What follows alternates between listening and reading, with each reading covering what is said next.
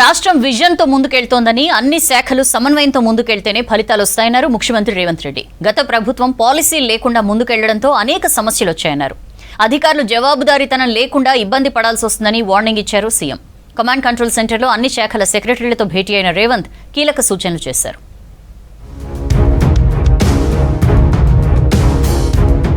సెక్రటేరియట్లో వివిధ శాఖల అధికారులతో ముఖ్యమంత్రి రేవంత్ రెడ్డి కీలక సమావేశం నిర్వహించారు. ఈ సందర్భంగా రేవంత్ కీలక సూచనలు చేశారు. ప్రజాప్రభుత్వం ఏర్పడి 2 ఏళ్లు పూర్తయిందని, ఈ 2 ఏళ్లలో ఎన్నో విజయాలు సాధించామని, ఎన్నో ప్రణాళికలు రూపొందించుకున్నామన్నారు. గతంలో ఎనర్జీ, ఎడ్యుకేషన్, ఇరిగేషన్, హెల్త్ లాంటి వివిధ శాఖలకు సంబంధించి ఒక పాలసీ లేకపోవడంతో కొన్ని సమస్యలు వచ్చాయన్నారు సీఎం. అందుకే ముఖ్యమైన విభాగాలకు ఒక పాలసీని తీసుకున్నామన్నారు.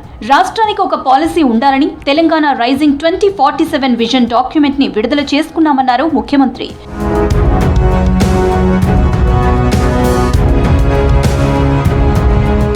రాష్ట్రాన్ని క్యూర్, ప్యూర్, రేర్ గా విభజించి అభివృద్ధికి ప్రణాళికలు రూపొందించుకున్నామన్నారు రేవంత్ రెడ్డి.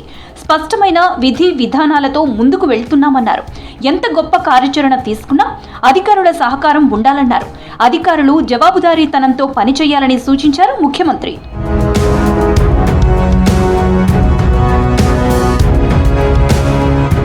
ప్రతి నెల కార్యదర్శుల పనితీరుపై సీఎస్ సమీక్షిస్తారన్నారు రేవంత్ రెడ్డి. కార్యదర్శులు ప్రతి నెల రిపోర్ట్ సమర్పించాలన్నారు. ప్రతి 3 నెలలకు ఒకసారి మీ పనితీరుపై తానే స్వయంగా సమీక్షిస్తానన్నారు రేవంత్. శాఖల మధ్య సమన్వయం లేకపోతే ఎలాంటి ఫలితాలు రావన్నారు.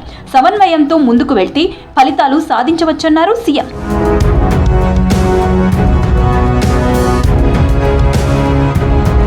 ప్రతి శాఖలో ఉన్న రెగ్యులర్, అవుట్సోర్సింగ్, కాంట్రాక్ట్ ఉద్యోగులకు సంబంధించి పూర్తి సమాచారం జనవరి 26లోగా ఇవ్వాలని అధికారులను ఆదేశించారు రేవంత్. అవుట్సోర్సింగ్ ఉద్యోగులకు అందాల్సిన జీతాలు, ఈపీఎఫ్, ఈఎస్ఐ సదుపాయం అందుతున్నాయో లేదో హెచ్ఓడీలు చూసుకోవాలన్నారు. ప్రభుత్వ కార్యాలయాలు అద్దె భవనాల్లో ఉండొద్దని చెప్పారు సీఎం. జనవరి 26లోగా అద్దె భవనాల నుంచి ప్రభుత్వ భవనాల్లోకి షిఫ్ట్ కావాలని ఆదేశించారు సీఎం.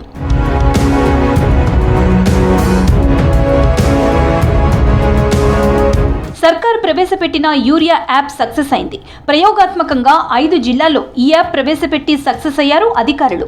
యాప్ పట్ల రైతులు సంతృప్తి వ్యక్తం చేశారు. గత 2 రోజుల్లో యాప్ వినియోగించుకుని 60,000కు పైగా యూరియా బస్తాలు కొన్నారు రైతులు. త్వరలో అన్ని జిల్లాల్లో అమలు చేస్తామని ప్రకటించారు అధికారులు. బీఆర్ఎస్ గత 10 ఏళ్లు పాలించి ప్రాజెక్టులను, చెక్ డ్యాంలను నిర్లక్ష్యం చేసిందని ఆరోపించారు మంత్రులు. వాళ్లు కట్టిన ప్రాజెక్టులు, పథకాలతో ప్రజలకు ఎటువంటి ఉపయోగం జరగలేదన్నారు. కాంగ్రెస్ అధికారంలోకి వచ్చిన తర్వాతనే అన్ని వర్గాలకు ప్రభుత్వ ఫలాలు అందుతున్నాయన్నారు. యూరియా యాప్ సక్సెస్ అయిందన్నారు. త్వరలోనే రాష్ట్రమంతా అమలవుతుందన్నారు మంత్రులు.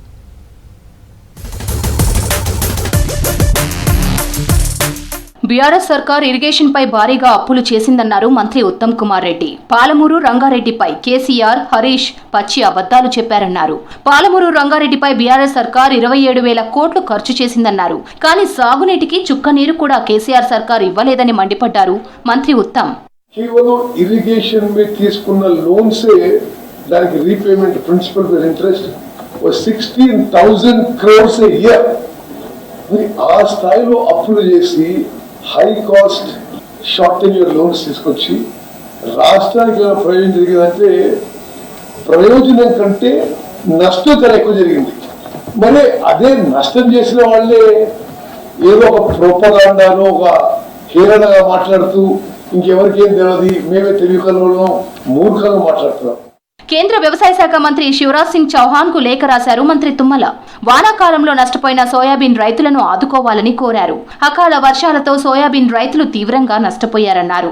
ఉత్తర తెలంగాణలో ఈ పంటపై రైతులు పెద్ద ఎత్తున ఆధారపడి జీవనం కొనసాగిస్తున్నారని లేఖలో తెలిపారు. సుమారు 3 లక్షల ఎకరాల్లో సోయాబీన్ సాగైందని, దాదాపు 2,79,000 మెట్రిక్ టన్నుల దిగుబడి అంచనా ఉందన్నారు. బీఆర్ఎస్ హయాంలో కట్టిన చెక్ డ్యాంలతో రైతులకు ఉపయోగం లేదన్నారు మంత్రి శ్రీధర్ బాబు. అశాస్త్రీయంగా, నాణ్యత లేకుండా కట్టారన్నారు. పెద్దపల్లి జిల్లా మంతని మండలం అడవి సోమన్పల్లిలో ఇటీవల కూలిపోయిన చెక్ డ్యాంను పరిశీలించారు మంత్రి. రైతులకు మేలు జరుగుతలేదు.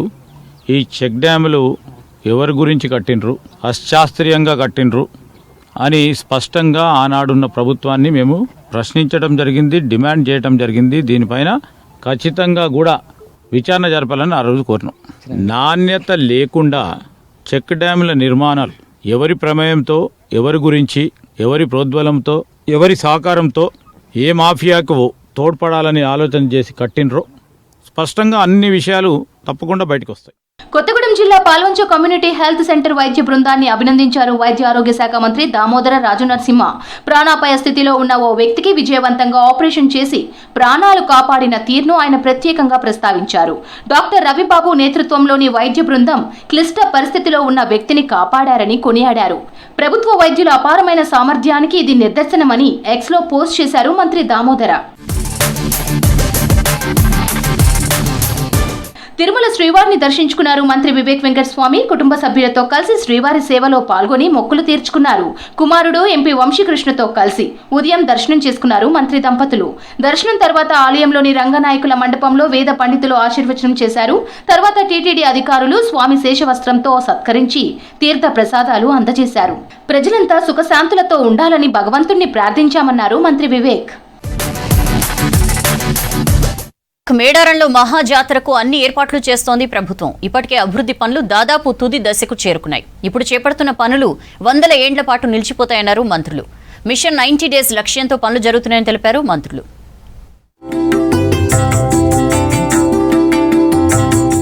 మేడారం మహాజాతరకు అన్ని ఏర్పాట్లు చేస్తున్నామన్నారు మంత్రి పొంగిలేటి శ్రీనివాసరెడ్డి.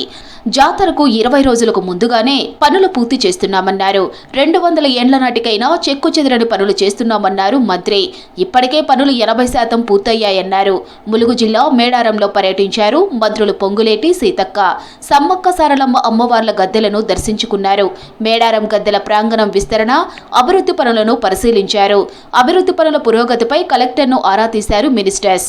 ఈ టెంపుల్ ని రాతి కట్టడంతో చెయ్యాలి అని సంకల్పంతో కష్టమని తెలిసినప్పటికీ ఒక 20 రోజుల ముందే పూర్తి చేయాలి అని ఆలోచనలకు అనుగుణంగా కార్యక్రమాన్ని పూర్తి చేయడానికి ఇప్పటికే 75 నుంచి 80% పూర్తి చేశాం. గిరిజన సాంప్రదాయంలోనే నిర్మాణాలు జరుగుతున్నాయన్నారు సీతక్క. జనవరి 28 నుంచి జరిగే మహాజాతరకు లక్షలాదిగా తరలి రావాలని పిలుపునిచ్చారు. పనులు యజ్ఞంలా కొనసాగుతున్నాయని తెలిపారు. మిషన్ 90 డేస్ లక్ష్యంతో పనులు జరుగుతున్నాయని తెలిపారు మంత్రి. రాతశిలలపై ఆదివాసీ లిపిని వివాదం చేయొద్దని కోరారు. చరిత్రలో ఎన్నడలేని విధంగా ఇక్కడ ఉన్నటువంటి ఆచారాలను, సాంప్రదాయాలను, విశ్వాసాలను, ఆదివాసీల అస్తిత్వాన్ని, ఆత్మగౌరవాన్ని కాపాడుతూ ఆ టెంపుల్ మీద వచ్చేటువంటి రాతి శిలల మీద మా దైవాలు, మా ఆచారాలు, మా సాంప్రదాయాలు, మా గొట్టు గోత్రం కొన్ని తరాలకు ఈ చరిత్ర నిలబడాలనేది మా అందరి ఆతృత. 90 డేస్ మిషన్ లాగా మేము పెట్టుకోవడం జరిగింది, 90 రోజులలో చేయాలని. ములుగు జిల్లా తాడ్వాయి మండలం మేడారంలో 251 కోట్ల రూపాయలతో అభివృద్ధి పనులు జరుగుతున్నాయి. భక్తుల సౌకర్యం కోసం సమ్మక్క సారలమ్మ వరుసలోని గోవిందరాజులు, పగిడిద్దరాజు గద్దెలు నిర్మాణం చేశారు. కొత్త గద్దెల దగ్గర బుధవారం పునః ప్రతిష్ఠ పూజలు నిర్వహించనున్నారు. రాత్రి నుంచి ఆదివాసీ పూజా కార్యక్రమం వారి సాంప్రదాయం ప్రకారం అంతర్గతంగా నిర్వహిస్తారు. దీనివల్ల రేపు అమ్మవారి దర్శనానికి అనుమతి లేదని తెలిపారు పూజారులు. ప్రజల్లో మళ్లీ గుర్తింపు పొందేందుకే బీఆర్ఎస్ నేతలు నీళ్లపై రాజకీయం చేస్తున్నారన్నారు బీజేపీ నేతలు. వారి డ్రామాలను ప్రజలు నమ్మే ప్రసక్తే లేదన్నారు. అందరూ అన్ని గమనిస్తున్నారన్నారు. మొన్న కేసీఆర్ కేంద్ర ప్రభుత్వంపై చేసిన ఆరోపణలన్నీ అబద్దాలన్నారు. అసలు పాలమూరు రంగారెడ్డి ప్రాజెక్టుకు ద్రోహం చేసిందే కేసీఆర్ అని ఆరోపించారు కమలం నేతలు.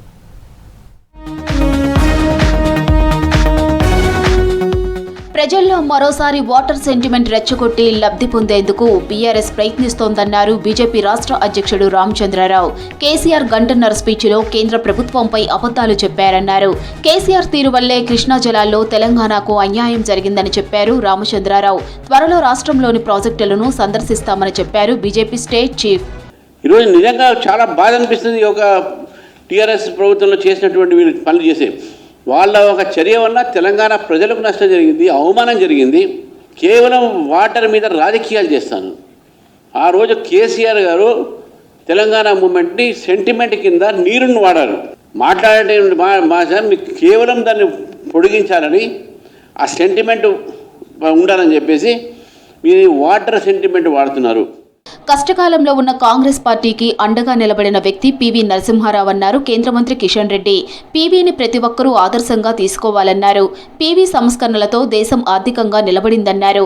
ఇక రాష్ట్రంలో కొందరు దిగజారి మాట్లాడుతున్నారని విమర్శించారు కిషన్ రెడ్డి. హైదరాబాద్ జ్ఞానభూమిలో పివి సమాధికి నివాళి అర్పించారు.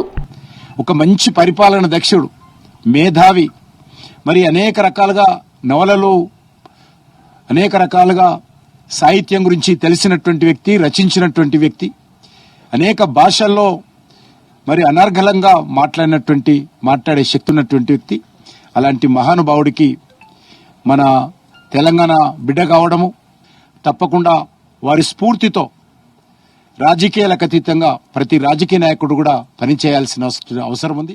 ఫోన్ ట్యాపింగ్ కేసులో కేసీఆర్, కేటీఆర్ కు సిట్ నోటీసులు ఇవ్వాలన్న నిర్ణయాన్ని స్వాగతించారు కేంద్ర మంత్రి బండి సంజయ్. తనతో పాటు చాలా మంది అగ్రనేతల ఫోన్లు ట్యాప్ చేశారన్నారు. ఎన్నో కుటుంబాల్లో చిచ్చు పెట్టారని విమర్శించారు. ఆఖరికి బిడ్డ, అల్లుడు ఫోన్లు కూడా ట్యాప్ చేశారని మండిపడ్డారు బండి సంజయ్. పాలమూరు జిల్లాకు ద్రోహం చేసిందే కేసీఆర్ అన్నారు బీజేపీ ఎంపీ డీకే అరుణ. రైతులకు కేసీఆర్ ఏం చేశారో చెప్పాలని డిమాండ్ చేశారు. జిల్లాలోని పెండింగ్ ప్రాజెక్టులను కేసీఆర్ ఎందుకు పూర్తి చేయలేదని ప్రశ్నించారు డీకే అరుణ. మళ్లీ సెంటిమెంట్ పేరుతో రాజకీయ లబ్ధి కోసం కేసీఆర్ వ్యాఖ్యలు చేశారన్నారు. పాలమూరు జిల్లాను వాళ్ళ రాజకీయాల కోసం వాడుకుంటున్నారు తప్ప, వాళ్ళ సెంటిమెంట్ కోసం వాడుకుంటున్నారు తప్ప, పాలమూరు జిల్లాకు అభివృద్ధి చేయాలని కానీ, పాలమూరు జిల్లాకు న్యాయం చేయాలని కానీ వాళ్ళకి ఎక్కడ కూడా చిత్తశుద్ధి లేదు. ఈరోజు వచ్చి భారతీయ జనతా పార్టీ మాట్లాడతలేదు, కాంగ్రెస్ పార్టీ ఇట్లా చేస్తుంది, బీజేపీ కేంద్రం నుంచి అట్లా చేస్తున్నటువంటి అబద్ధ మాటలు మాట్లాడి ప్రజలను మళ్ళీ ఒకసారి మోసం చేయడానికి ప్రయత్నం చేస్తున్నారు. మీరు గ్రామాల్లో ప్రజాదరణ తగ్గిందనే బీఆర్ఎస్ నేతలు మరోసారి నీళ్ల పంచాయతీపై మాట్లాడుతున్నారన్నారు బీజేపీ నేతలు. వాళ్ళు ఎన్ని డ్రామాలు చేసినా ప్రజలు నమ్మరని విమర్శించారు.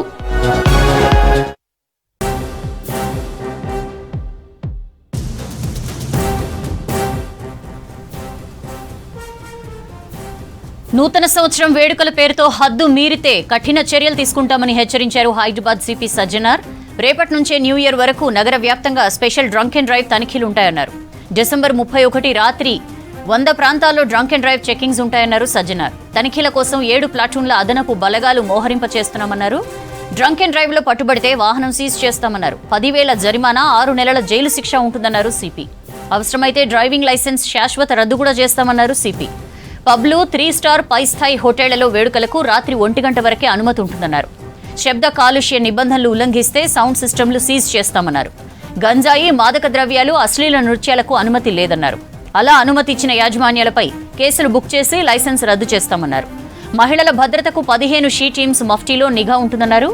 అసభ్యంగా ప్రవర్తిస్తే తక్షణమే అరెస్ట్ చేస్తామని హెచ్చరించారు సిపి సజ్జనార్.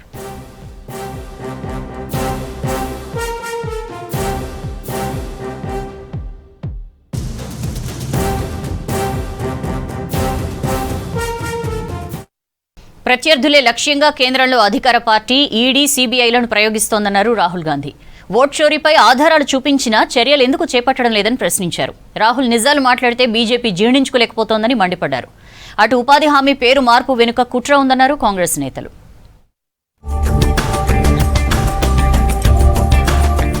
భారత రాజ్యాంగంపై దాడి జరుగుతోందన్నారు ఎల్ఓపీ రాహుల్ గాంధీ. భారత్లో ఎలక్షన్స్ నిష్పక్షపాతంగా జరిగేంత వరకు సమస్యలు లేవనెత్తుతూనే ఉంటామని స్పష్టం చేశారు. హర్యానా ఓటర్ల జాబితాలో నకిలీ ఎంట్రీలు సహా అక్రమాలపై ఈసీ వివరణ కోరినా స్పందించలేదని చెప్పారు. కేంద్రంలో అధికారంలో ఉన్న బీజేపీ తన ప్రత్యర్థులే లక్ష్యంగా ఈడీ, సీబీఐలను ఉపయోగిస్తుందని తెలిపారు. జర్మనీలో పర్యటిస్తున్న రాహుల్ బెర్లిలోని హెర్టీ స్కూల్లో జరిగిన కార్యక్రమంలో మాట్లాడారు. It's a deeper battle now than simply elections. Now we are fighting a battle for an alternate vision of India. This is what the BJP is proposing is essentially the elimination of the constitution, elimination of the idea of equality between states, elimination of the idea of equality between languages and religions. Vote చోరీపై ఆధారాలు చూపించినా ఎందుకు చర్యలు చేపట్టలేదని ప్రశ్నించారు కాంగ్రెస్ నేత Priyank Kharge. LOP Rahul Gandhi మాట్లాడిన నిజాలను బీజేపీ జీర్ణించుకోలేకపోతుందన్నారు. ఎలక్షన్ కమిషన్ కేంద్రానికి ఒత్తాసు పలికినప్పుడు ఎన్నికలు స్వేచ్ఛగా ఎలా జరుగుతాయని ప్రశ్నించారు ప్రియాంక్ ఖర్గే. ఓట్ చోరీ we have already proved that we have given documents. Still the election commission turns a blind eye to it. The election commission is become a puppet of the ruling government. How can elections be held free and fair? What has the Election Commission ever come out and clarified on the documents provided by Mr. Gandhi? Aravalli పర్వతాల పరిరక్షణపై సుప్రీంకోర్టులో petition వేస్తామన్నారు కాంగ్రెస్ నేత జయరాం రమేష్. డెహ్రాడూన్లోని Forest Survey of India ఇచ్చిన సిఫార్సులను కేంద్రం విస్మరించిందని మండిపడ్డారు. సుమారు 34 జిల్లాల్లో దీని ప్రభావం ఉంటుందన్నారు జయరాం రమేష్. नहीं, मैं भी पिटीशन फाइल कर रहा हूँ. जनवरी में मैं पिटीशन फाइल करूंगा, जरूर फाइल करूंगा. मैंने 5 मुद्दे उठाए, उस मुद्दे का जवाब तो दें. और एक और बात मैं कहूँ, forest survey of India supreme court में जो एफिडेविट मंत्रालय से और दिया गया है वो फॉरेस्ट सर्वे ऑफ इंडिया के सिफारिशों के बिल्कुल विपरीत है. ఆరావళి పర్వతాల ఎత్తుపై ఇచ్చిన తీర్పును పునఃపరిశీలించాలని సుప్రీంకోర్టును రిక్వెస్ట్ చేస్తామన్నారు కాంగ్రెస్ సీనియర్ నేత సచిన్ పైలట్. ఆరావళి పర్వతాలకు రక్షణ కల్పించాలి, జీవ వైవిధ్యాన్ని పరిరక్షించాలని డిమాండ్ చేశారు. ఈ నెల 26న జైపూర్లో విద్యార్థి సంఘం ఆధ్వర్యంలో నిరసన తెలియజేస్తామని చెప్పారు సచిన్ పైలట్. हमारे बायोडाइवर्सिटी है, हमारा पूरा इकोलॉजी डिस्टर्ब हो जाएगा और अरावली से पूरे एनसीआर को प्रोटेक्शन मिलता है और ये आज से नहीं मिल रहा है, सैकड़ों सालों से मिल रहा है. इलीगल खनन और माइनिंग हम करते रहने देंगे तो हमारी आने वाली पीढ़ी के लिए हम क्या छोड़ के जा रहे हैं.